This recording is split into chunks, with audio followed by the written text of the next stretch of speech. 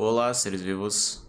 Durante o decorrer da história, o mundo passou por diversos momentos sombrios ocasionados por fatores diversos, que entre alguns deles estão as assustadoras pandemias globais, como a mais marcante delas sendo a peste negra do século XIV, que foi responsável por quase aniquilar a humanidade por completo, e também o mais recente vírus de 2019, que todos se lembram muito bem. Porém, e se eu te dissesse que, por mais improvável que seja, isso também aconteceu dentro de um jogo há alguns anos e foi responsável por tirar a vida de vários jogadores, até mesmo colocando cidades em quarentena? Pois é, isso aconteceu e foi um ocorrido que ficou conhecido como Corrupted Blood Incident, também conhecida como a primeira pandemia virtual da história. E é sobre isso que iremos falar hoje. Antes eu quero dizer que caso você goste dos conteúdos que eu trago aqui, que você considere se tornar um membro do canal. Isso irá ajudar bastante no crescimento do canal, além de oferecer benefícios únicos para os assinantes, como emotes personalizados, insígnias de progresso de assinatura, acesso antecipado a vídeos novos e também vídeos exclusivos que eu estou planejando trazer com alguns conteúdos. Então considere se tornar um membro, que é só vantagem. Agora, sem demorar muito, pega um café e vamos pro vídeo porque a história é longa.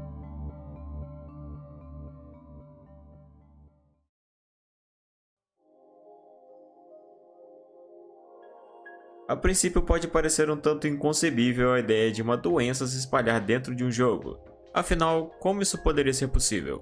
Bem, para entender isso precisaremos voltar para o ano de 2005. World of Warcraft é sem dúvidas um dos MMORPG mais conhecidos de todos os tempos e também um dos mais bem-sucedidos. E por conta disso, no decorrer dos anos, ele foi responsável por gerar uma comunidade colossal de jogadores que até mesmo já registrou um pico de 11 milhões de usuários ativos no ano de 2010. World of Warcraft é um jogo ambientado no mundo fantástico de Azeroth, sendo uma nova parcela da série Warcraft que teve sua origem no ano de 1994 com o jogo Warcraft Orcs and Humans. E sabendo de seu gênero, que o atribui como sendo um MMORPG, é claro que esse tipo de jogo recebe várias expansões e atualizações no decorrer do tempo, e em WoW não é diferente. Porém, não precisamos ir tão longe em expansões tardias do jogo, pois o infeliz incidente ocorreu logo no mesmo ano de seu lançamento, o que é com certeza um azar e tanto. Tudo começou no dia 13 de setembro de 2005, quando foi introduzida a Dungeon de Zul'Gurub no patch 1.7 do jogo, também conhecido como patch Rise of the Blood God. A Dungeon de Zul'Gurub era constituída basicamente de um tipo de selva direcionada para um ataque de até 20 jogadores em raid, e ela trazia desafios variados que incluíam a presença de vários bosses com recompensas igualmente proporcionais à dificuldade, e entre as principais entidades oriundas dessa dungeon também estava o deus chamado Hakkar the Soulflyer, ou Hakkar o Esfolador de Almas, que era prontamente o principal chefe dessa região que os jogadores tinham como objetivo final de derrotar. A dungeon em si não teve uma influência direta no incidente ocorrido mais tarde, já que o maior problema mesmo estava relacionado justamente com o chefe Hakkar. Geralmente, em raids e dungeons, não só em World of Warcraft, mas como em pelo menos a maioria dos MMORPG, é comum que as interações ocorridas lá sejam conduzidas de forma privada à própria dungeon ao qual ela se refere, sem que haja algum contato externo ao mundo do jogo que possa resultar em algum dano em potencial. Porém, nesse caso, acabou sendo diferente. Enquanto enfrentavam Hakkar, os jogadores se deparavam com alguns ataques particulares da entidade,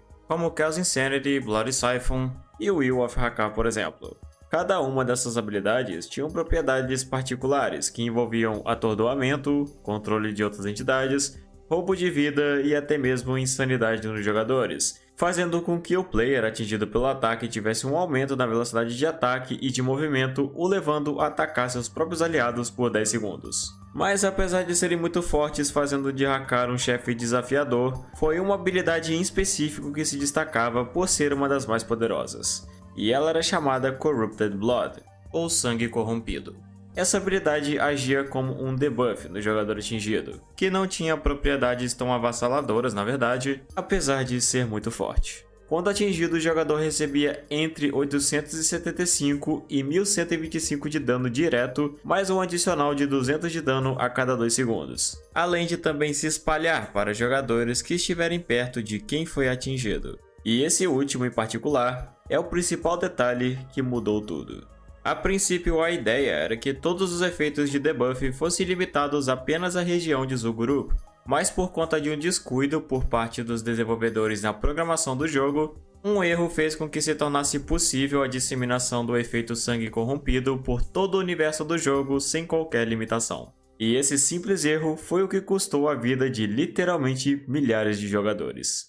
Basicamente, durante as lutas contra o Hakkar, os jogadores podiam ir acompanhados de seus devidos pets para auxiliar na luta de alguma forma. Acontece que não eram apenas os jogadores que podiam ser infectados pelo debuff, mas também os seus pets. Isso a princípio não era necessariamente um problema, já que durante as lutas os pets podiam ser colocados em um tipo de, entre aspas, animação suspensa, tanto antes e durante as lutas, justamente como uma forma de protegê-los, fazendo com que eles ficassem inativos. Um estado em que basicamente os pets não sofressem dano, caso fossem atingidos pelo efeito do Corrupted Blood.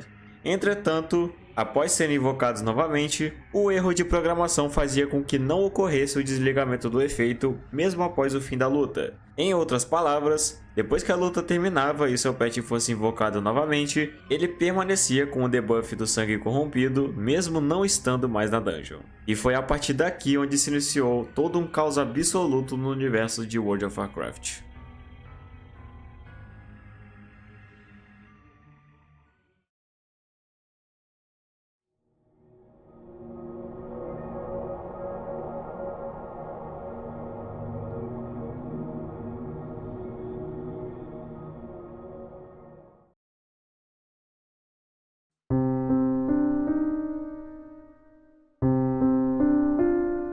Até hoje ninguém sabe quem foi o primeiro jogador a disseminar a doença, mas era comum que após a dungeon ser efetivamente terminada, os jogadores que participaram dela utilizavam o Fast Travel para se locomover rapidamente para os mercados e principais centros urbanos de Azeroth, com o intuito de comercializar e fazer um uso geral de seus espólios. Eu acho que a maioria já conhece muito bem, mas caso você não saiba, Fast Travel é uma mecânica comumente aplicada em jogos em que o jogador precisa se locomover por longas distâncias no mapa do jogo, para economizar tempo. Em algum momento, um jogador do servidor Archimonde, que havia terminado a dungeon, veio a reinvocar o seu pet ainda afligido pelo efeito do sangue corrompido, e viajou até alguma das capitais do jogo, locais onde ocorrem as maiores movimentações de players. E como o efeito era transmitido de pet para player, o que aconteceu em seguida foi resumido como um incidente mortal que se espalhou entre jogadores tão rápido como fogo e sem qualquer limite de expansão. O maior problema é que a dungeon de Hakkar era direcionada para jogadores de alto nível,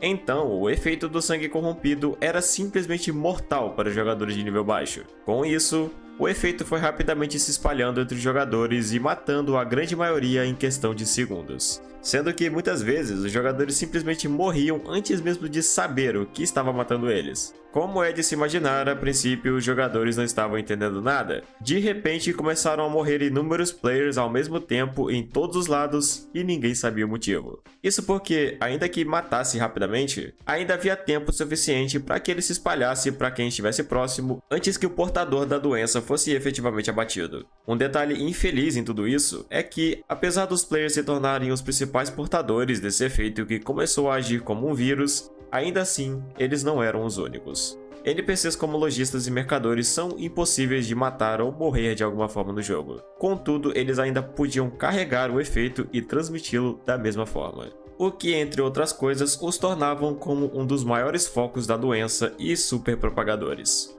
E logo em questão de pouco tempo, cidades inteiras foram completamente consumidas pelo sangue corrompido, formalizando cidades fantasmas constituídas apenas por pilhas incalculáveis de cadáveres e esqueletos espalhados por todos os lados, convertendo todo o universo do jogo numa visão digna de um verdadeiro pesadelo. Era praticamente impossível jogar o jogo sem que o seu personagem morresse em poucos segundos pelo sangue corrompido. O mundo todo de Azeroth se transformou num caos absoluto devastado por um vírus. O mais bizarro é que não foram apenas os jogadores que se demonstraram surpreendidos com o incidente. Mesmo os funcionários da Blizzard que começaram a acompanhar o acontecido ficaram horrorizados porque nem mesmo eles sabiam o que estava acontecendo. Pelas palavras do engenheiro-chefe do jogo, John Cash, foi realmente assustador quando não sabíamos por que isso estava acontecendo. Então, apenas se imagine naquele momento sendo um jogador ou um funcionário. Com o decorrer do tempo, o incidente acabou por tomar proporções avassaladoras, culminando numa autêntica pandemia completa dentro do reino de Azeroth. Uma jogadora chamada Nadia Hiller, que esteve nesse incidente, disse que, entre aspas, o chat mundial explodia sempre que uma nova cidade caía. Afinal, a informação era algo crucial nesse momento para saber onde os jogadores não deveriam ir. Com o tempo, cidades como Ironforge e Orgrimmar se tornaram inabitáveis, e quem pisasse lá encontraria apenas cadáveres espalhados pelo chão, onde provavelmente se tornaria mais um entre eles. Sendo que, no fim, pelo menos 3 servidores diferentes foram afetados. O mundo do jogo havia sido completamente tomado.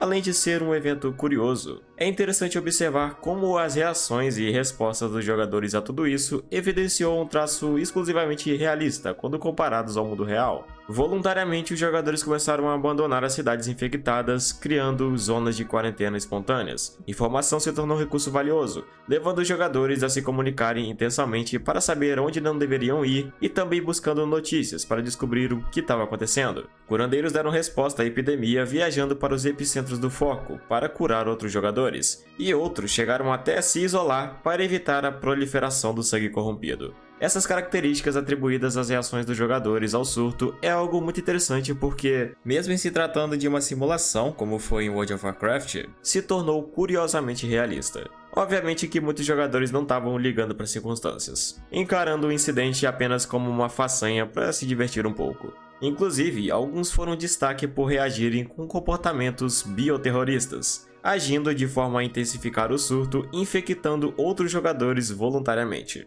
o que também pode ser chamado simplesmente de trolls. Mas uma boa parte dos outros jogadores passaram a se reorganizar para combater a epidemia da forma mais eficiente. Houve até mesmo um jogador que passou a agir como um pregoeiro não oficial da epidemia, sendo que o pregoeiro é o nome dado a uma profissão antiga em que uma pessoa andava com sinos pela cidade anunciando informações para as pessoas. E esse jogador fazia exatamente isso, indo entre diferentes localidades anunciando aos jogadores sobre o desenvolvimento da pandemia. Haviam outros que ficavam do lado de fora das cidades assumindo o papel de vendedores ambulantes, com produtos como óleos e essências, alegando que eles tinham propriedades que lhes protegeriam contra o, entre aspas, novo evento do servidor da Blizzard. O que muitos pensavam que era um evento intencional. Foi curioso especialmente para os jogadores de nível mais alto que passaram a se organizar estrategicamente para não serem afetados. As guildas principais rastreavam caminhos seguros pelas capitais que evitavam o contato com NPCs infectados. Inclusive você podia pagar a eles para que te levassem com eles e o curassem, caso precisasse. Além disso, podem ser até mesmo observadas associações do desenvolvimento do incidente com doenças da vida real. Os únicos que de certa forma não foram afetados foram os jogadores de nível mais alto, o que é curioso porque enquanto para alguns a doença se espalhava como um vírus mortal que definia a morte certa de quem fosse infectado, para outros ele funcionava apenas como um efeito passageiro.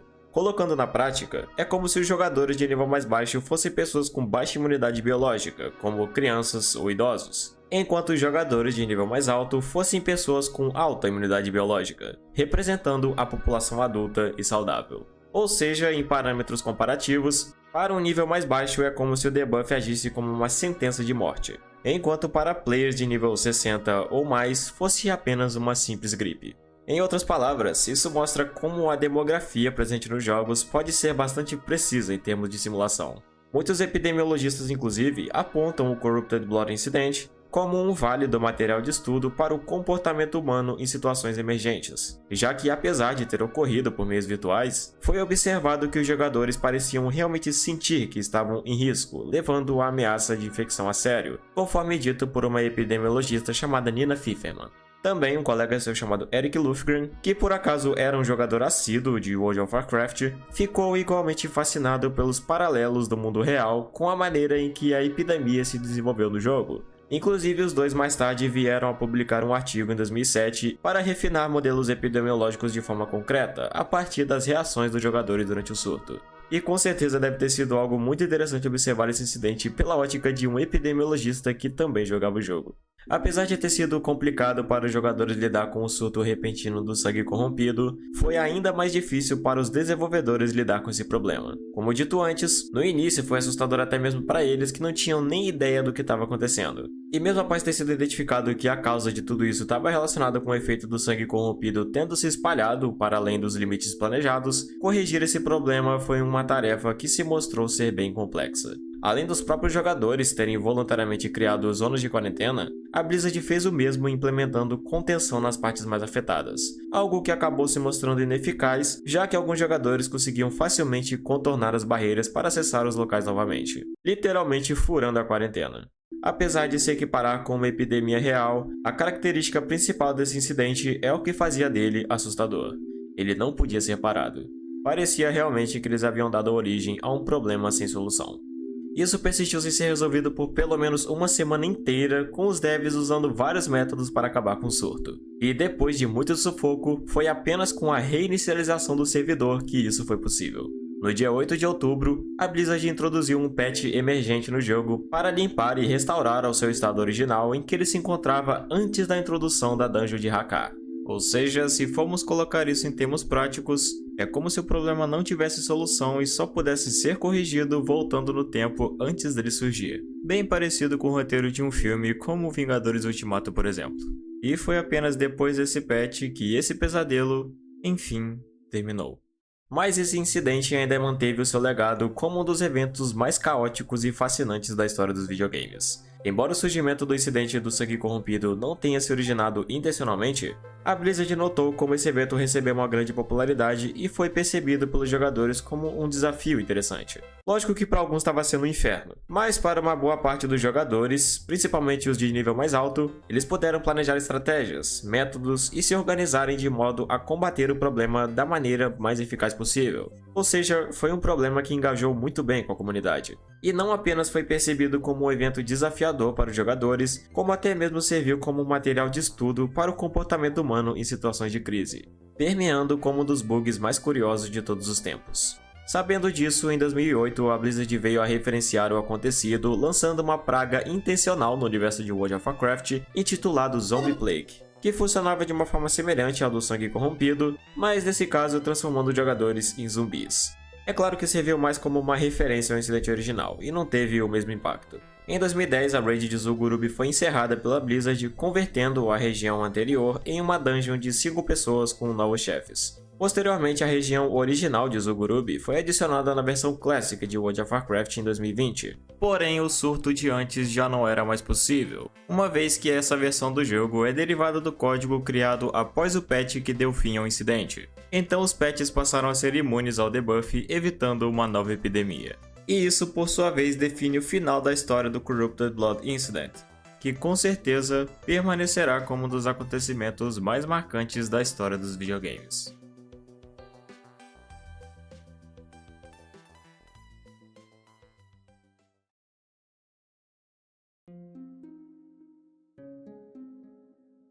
E bem, chegamos ao fim de mais um vídeo. Eu sempre digo que videogame é algo que vai muito além do que simplesmente um jogo que você aproveita por alguns instantes. E histórias como essa são a prova disso, a prova de que momentos incríveis e inacreditáveis podem ser formalizados a partir de uma simples experiência com um jogo. Momentos que não iremos esquecer e que ficarão para sempre marcados na história. Se você gostou desse vídeo, eu recomendo que você também assista ao meu outro vídeo sobre a distópica e perturbadora cidade de Magna Santi de SimCity 3000 e também do caso de BR5RB, que ficou marcada como a pior guerra online da história dos jogos, que são ambas histórias fascinantes que vale muito a pena conhecer. Eu espero que você tenha gostado desse vídeo e tenha tido uma boa experiência com ele, e se for esse o caso eu peço encarecidamente que você deixe o seu gostei e comente o que achou do vídeo, com certeza vai me ajudar demais.